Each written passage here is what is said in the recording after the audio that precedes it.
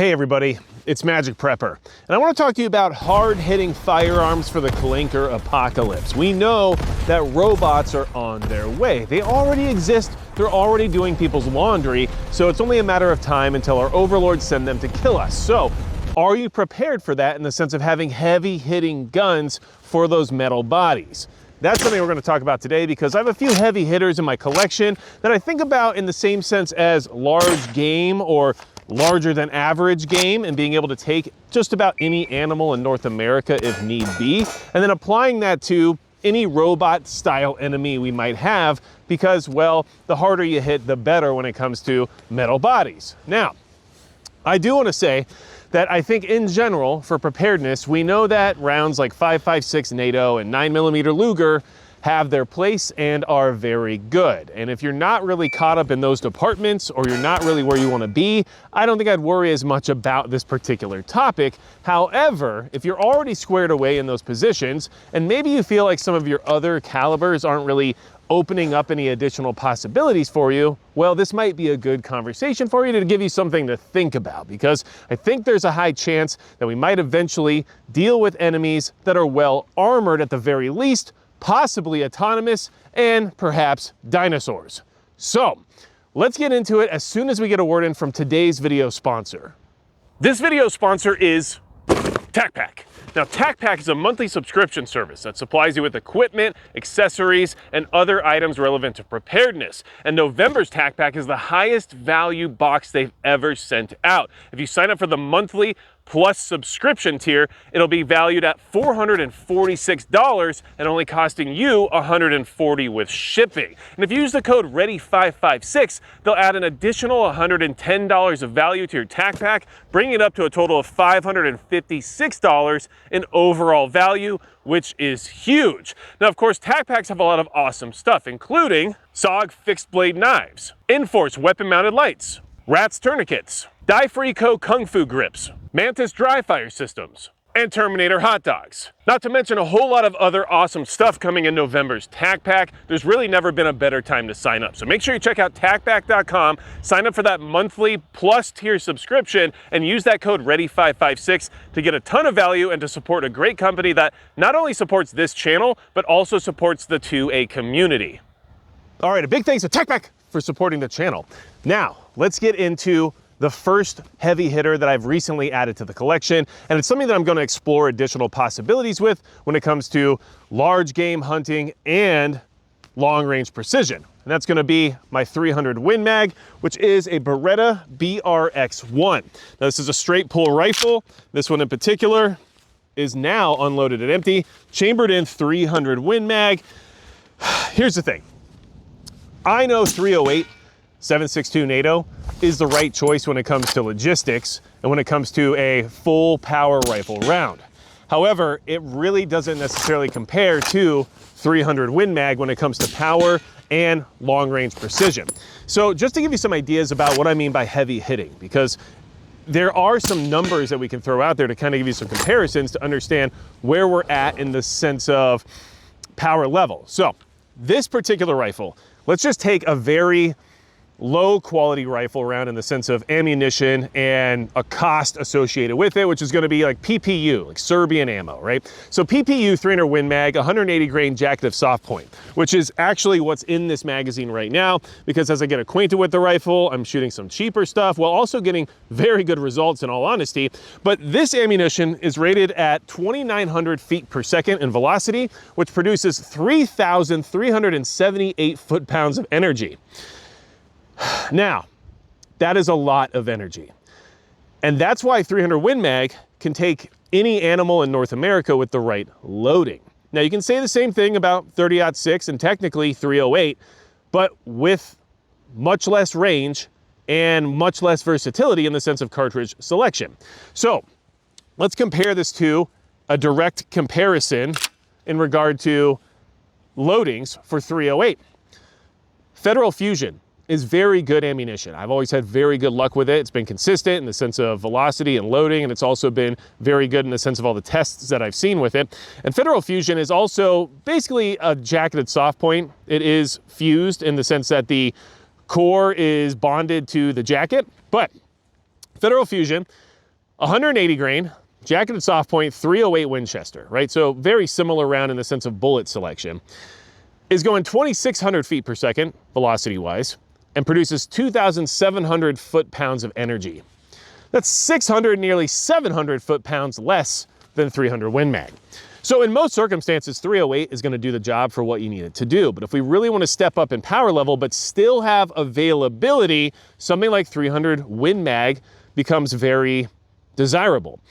300 Win Mag has a lot of power, a lot of range, a lot of capability, a great track record, use in law enforcement and military, and is available. It's one of the most available Magnum rifle calibers that's out there because it's been around for so long and it's so proven. So if you're gonna step up from 308 or even 30-06, 300 Win Mag is gonna be basically next on the list in the sense of availability while providing Magnum power, right?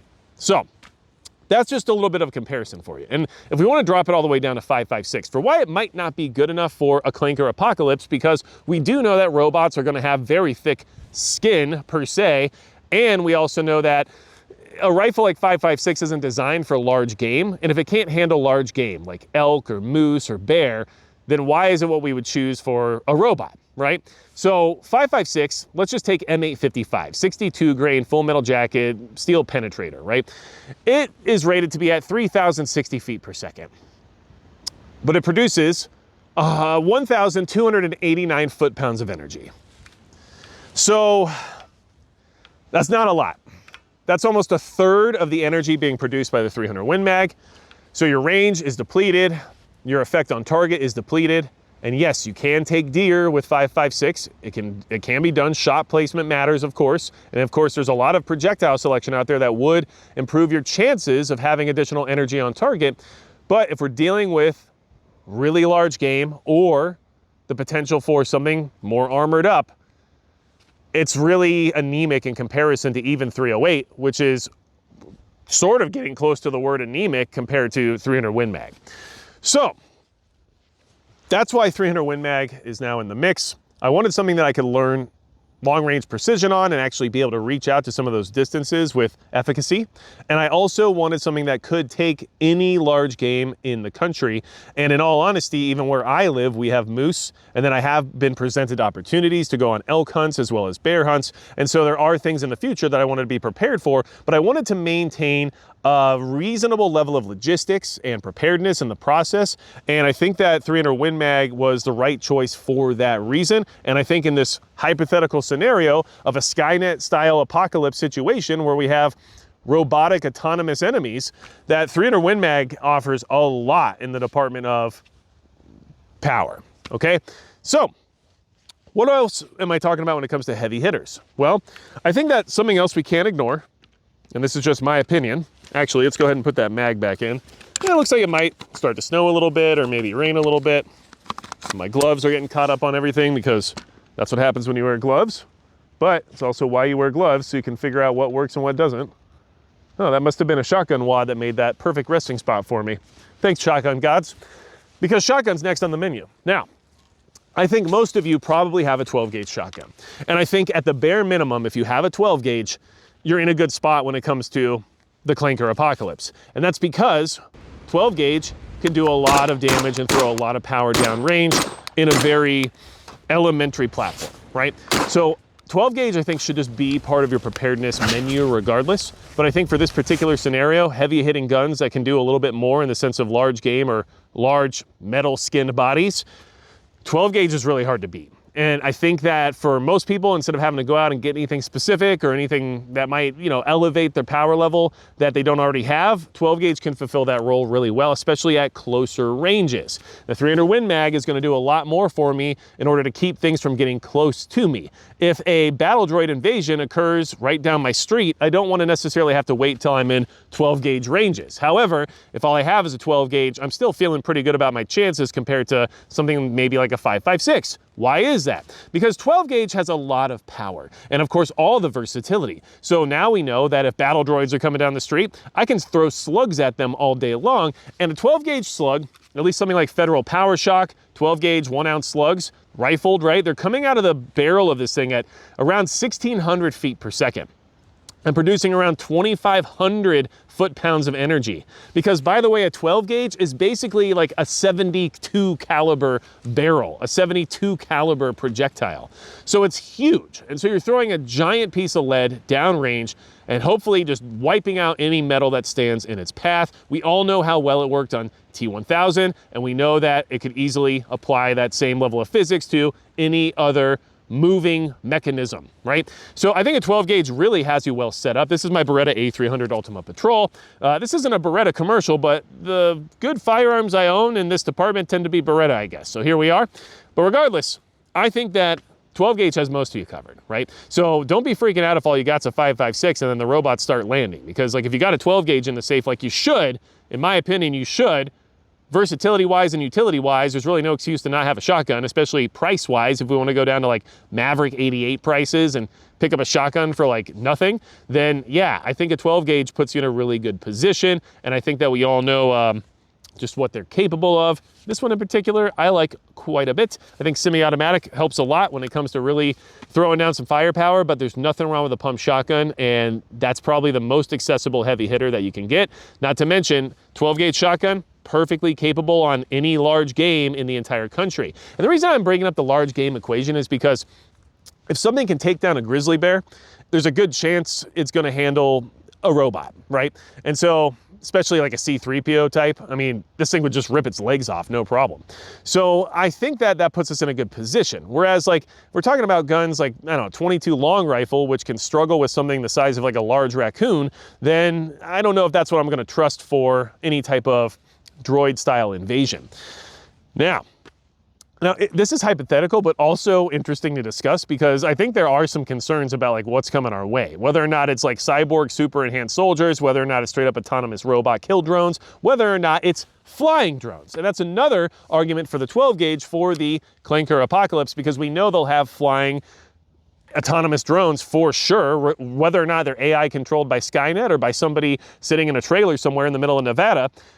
That's going to come, right? So if we're dealing with robots trying to kill us, there's definitely drones in the sky. And then that's where 12 gauge really shines in this particular scenario, because I can swap from, you know, a 1 ounce slug to take down whatever type of droideka rolls up on me. And then I can turn around and shoot whatever Skywing style drone is in the air with some goose shot or some steel BB and maybe take, you know, two birds, 2 shells? Is that how that equation works? I don't care. All I'm saying is that this really gives you that versatility. Not to mention, I know we'll get exotic shotgun rounds eventually that'll have like little EMP pellets or who knows what else in them, right? Those little balls from the frickin' Gungans, something along those lines. I'd feel really good about it. Seriously, 12 gauge really seals the deal. And the fact that a 12 gauge can take down a moose, a grizzly bear, whatever you want, gives you a lot of confidence in the sense of what else you might need it for, right? And those are some considerations to make too, in the sense of like more practical preparedness, right? Which we don't necessarily have to always talk about, but it is true that maybe I need to shoot a moose one day to feed my family, because they do come through here every so often. And I don't want to have the second guessing aspect of, do I have enough for that, right? And I think that the 300 Win Mag gives me that full confidence that no matter where I go in the country, no matter what I want to hunt, no matter what might present itself, I have the capability there. Not to mention, if I need to take shots at 1,000 meters, this rifle can do that efficiently with terminal effect, right? Whereas, you know, I was starting to still kind of doubt the capabilities of things, even as powerful and as, you know, ubiquitous as 308. There's still just a limited amount of range and a limited amount of terminal effect at certain ranges that 300 Win Mag just surpasses, right? Even if you want to bring up 6.5 Creedmoor, I think that's an excellent round, but at the same time, like, yes, flatter trajectory and good, you know, effect on target, but not as much effect as something like 300 Win Mag. And if we're talking, you know, needing that extra power to drop something that's powered by a microchip, then I want the heavier hitter. Now, would a 50 cal be better than this? Well, of course it would. Would something like a 416, you know, Barrett be better than this? Like, I assume it would, right? what else is there? Like 358 Weatherby and all types of, elephant guns. Like, yeah, I think they would be better. But I think this gives me a good balance of actually being able to reach out, being able to put a lot of energy on target, and still being able to get ammunition just about anywhere I go. And that's a huge one. I mean, I found 300 Win Mag at a gas station recently, and that's not something I can say about some of those more exotic rounds. And I can handle the recoil on this rifle pretty well in comparison to some of those really big boomers. And speaking of boomers, let's talk about handguns, because I'm going to bring up 45 ACP. Now, here's the thing. This is an H&K USP 45. And this one has had the Langdon tactical treatment, so it's got a little bit of a fancy feel to it, let's just say, as well as having an optic, which I like quite a bit. Now, here's the thing. 45 ACP might not be the heaviest hitter out there, but it certainly outperforms 9mm when it comes to larger game or even clankers. And the reason that is because it can be pushed a lot further than what it's generally loaded at in comparison to 9mm. Now, I know what's happening right now. People are in the comments saying, 10mm, what are you talking about? It's stupid to go 45. I'm gonna give you a couple of reasons here for why I prefer 45. And I'm gonna give you a couple of reasons for why I prefer this over something like a 357 Magnum or a 44 Magnum, even though those can be loaded to be hotter, and 44 Mag definitely outperforms this. And if you want to talk 454 Casull, 460 Smith & Wesson, 500 Smith & Wesson, we can keep going. But this is where a really good balance comes into play and allows me to do a lot more versatility while also not sacrificing a lot of the things that we come to know and love when it comes to handguns, okay? So, why 45? Okay, first off, this, let's just, for the sake of energy discussions, which we're having, right? I've got 45 ACP plus P from Underwood, loaded with 255 grain hard cast bullets. That is their outdoors load. Now, the only thing a little bit stronger than that I could go for would be 45 Super. 45 Super is something else 45 ACP guns are capable of being chambered in with some, let's just say, requirements being met. However, the USP as well as the Mark 23 are a couple of the few factory pistols that could technically handle 45 Super, but maybe with some questionable reliability, which is why I haven't tested it enough yet to say I can truthfully rely on it to work properly. But 45 ACP plus P with 255 grain hard cast lead projectiles are nothing to scoff at. And here's the thing. This 45 ACP 255 grain hard cast projectile from Underwood comes out at 925 feet per second in general, pushing out 484 foot-pounds of energy. Now, that's not as much as what 10mm can do. That's not as much as what, 7.5 Bruno can do or any of those other things, right?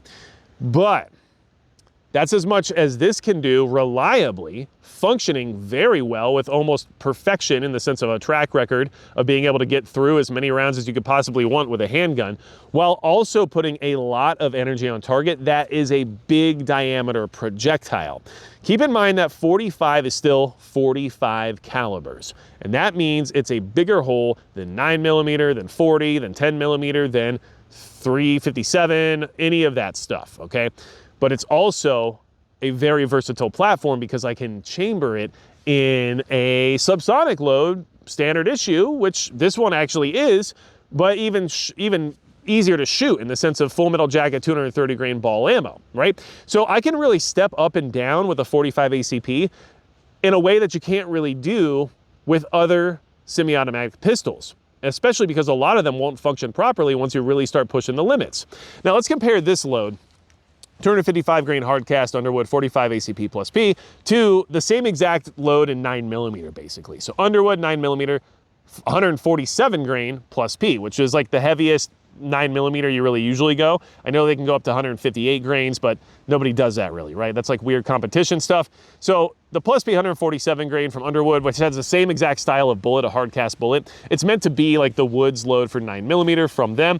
It goes 1,100 feet per second, so it's much faster, but it's way lighter and it has a much smaller diameter, and so it puts out 395 foot-pounds of energy, which is almost 100 foot-pounds less. And when we're talking about hitting almost 500 foot-pounds of energy, we're talking about almost a 20% decrease in power.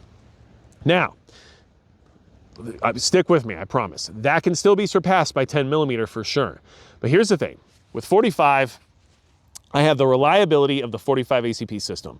10mm is a cartridge that's loaded all over the place, from 40 Smith & Wesson loadings all the way up to stuff that's way too hot for certain guns. And your gun may or may not function with different loads of 10mm. It might be tuned to shoot really hot stuff, it might be tuned to shoot really weak stuff, but it's usually not tuned in the middle, or it's not able to handle the extremes of either side. And so you get a less reliable system and a bullet that's designed to be a little bit less reliable in the sense of feeding, because it's more narrow and longer, whereas the shorter, fatter 45 ACP feeds more easily, the pressure ranges are much more consistent, and you have the ability to still have a lot of rounds. This particular pistol has 12 round magazines. That's another reason why I wouldn't necessarily want to choose a 44 Magnum or a 357 or even something even bigger like a 500 Smith & Wesson. Although those are going to be showstoppers, you're going to shoot 5 rounds and have to reload in the clunkiest way you could possibly imagine. Or you can shoot 12+1 out of this pistol, get a lot of good effect on target, still be able to handle the recoil, carry the gun concealed or in any other holster configuration you want, because it's just a polymer framed handgun that's relatively, reasonable in the sense of being able to carry it. At least I think so. A lot of people think this is too big, and I think they're just not trying hard enough. Just saying. But regardless, this gives me all that capability. So not only do I have the ability to go to like 230 grain full metal jacket loads at like 830 feet per second that are easy to shoot, but still very effective on, your typical self-defense target, right? But if I need to crank it up to Clanker status, I got 255 grain hard cast plus P rounds. I could potentially push this up to 45 super and start throwing that same exact size bullet out at almost 1100 feet per second. And then we're starting to get into like the 675 foot-pound range. And now we're really getting some energy on target. And I can do all of that in this one pistol without having to change anything. And that's one of the interesting aspects of this gun and interesting aspects of the 45 ACP in general. Not to mention the lower pressures means the gun doesn't beat itself up as much, which means it'll last much longer for an SHTF type scenario where we're getting invaded by droids. And at the same time, I have the availability of ammunition. Anywhere I go, I'll be able to get more 45. And the step up from 9mm is definitely there, especially when you start getting into the exotic loads. But you also aren't pushing the envelope of what's reasonable. Because one more thing I want to mention about handguns when it comes to this particular topic, like the heavy hitter topic, unless you're hunting with handguns, which if that's the case, then you definitely want to go up to like 44 mag and things of that nature. But then you're going to be using like specialty equipment, and you're going to be using like scopes on revolvers, and some of those revolvers even come with freaking bipods, like all kinds of crazy stuff, right?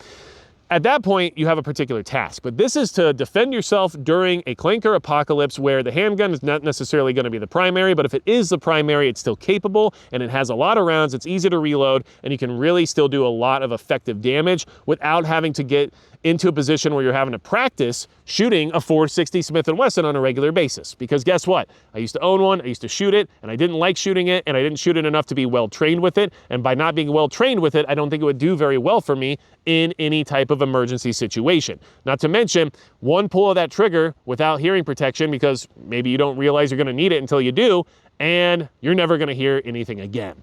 So, those are my heavy hitters right now. I know the 45 is kind of an out there one, but I think logistically this all makes sense. 12 gauge, yep, checks out. 300 Win Mag, checks out.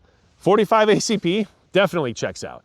And in my experience of shooting 10mm, I don't think you gain as much as you think, but you do create a lot of compromise. And that's just been my experience. And I mean, do with that what you will. But with 45, I've really never had ammunition related issues.